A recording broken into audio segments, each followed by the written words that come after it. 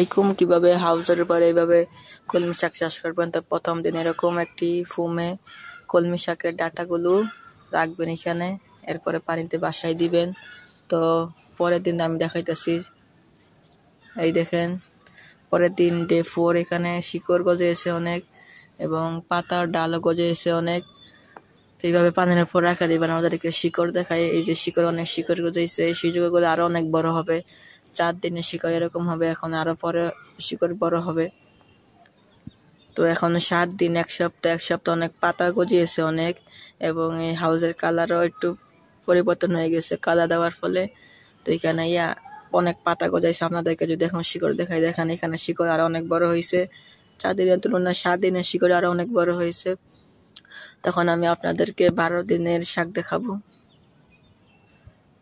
এখন 12 দিনের শাক, এই দেখেন 12 দিনে অনেক পাতা গজিয়েছে, অনেক পাতা এখনো খাওয়ার উপযুক্ত হয় না। এই যে 12 দিনের শিকড়ের পাতা। তারপরে আপনাদেরকে 14 দিনের দেখাবো। 14 দিনের অনেক গজিয়েছে। এখন এই যে 14 দিন, দেখেন কত সুন্দর হয়েছে শাকগুলো।